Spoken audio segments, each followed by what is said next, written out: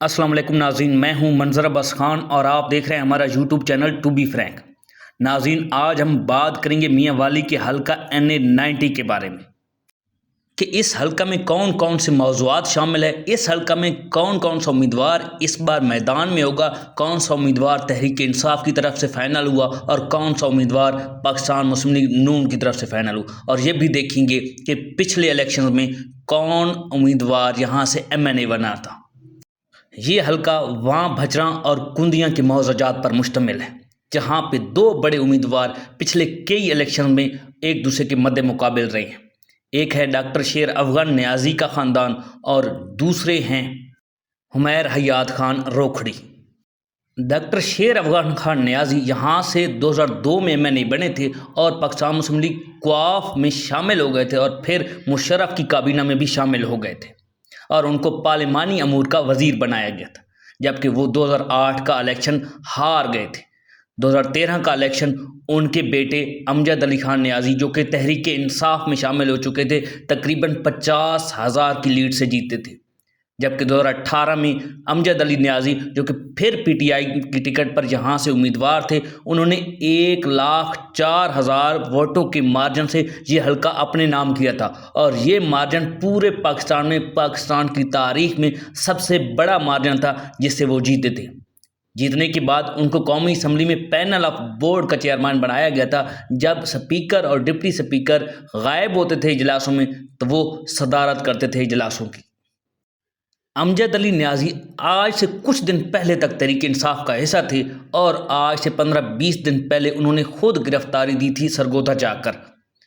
اب 1-2 دن پہلے ان کی خبریں آ رہی ہیں کہ انہوں نے سیاست سے علیحدگی کا اعلان کر دیا ہے، لیکن یہ ابھی تک کنفرم نہیں ہے کہ انہوں نے واقعی کیا ہے یا نہیں کیا۔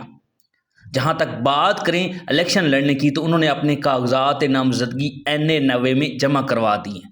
اب کس پارٹی سے الیکشن وہ لڑتے ہیں یہ تو 13 تاریخ کو ہی فائنل ہوگا، جبکہ تحریک انصاف نے اپنا دوسرا امیدوار جو کہ عمیر نیازی ہیں ان کو بھی اسی حلقہ سے اپنے کاغذات نامزدگی جمع کروانے کا کہا ہے اور انہوں نے اپنے کاغذات نامزدگی جمع کروا دی۔ عمیر نیازی تحریک انصاف کی لیگل جو ٹیم ہے اس کا حصہ ہیں اور تحریک انصاف کے ایک بڑے سرکردہ رہنما سمجھے جاتے ہیں، جبکہ دوسری طرف اگر ہم دیکھیں تو پاکستان مسلم لیگ نون کی طرف سے جو 2024 میں امیدوار ہیں وہ عمیر حیات خان روکھڑی ہیں، جو انہوں نے 2008 میں آزاد امیدوار کی حیثیت پر ڈاکٹر شیر افغان نیازی، جو کہ بڑے قد کاٹ والے وزیر تھے، ان کو ہرا دیا تھا، جبکہ وہ 2013 اور 2018 کے الیکشن میں رنر اپ رہے تھے۔ 2024 میں اب ان کا مقابلہ ہے تحریک انصاف کے کسی ایک امیدوار سے، یا امجد علی نیازی یا عمیر نیازی سے، اور ان کا عمیر جو حیات خان روکھڑی ہیں وہ مسلم لیگ نون کے بڑے رہنما شمار کیے جاتے ہیں، اور امید یہی کی جا رہی ہے کہ اگر تحریک انصاف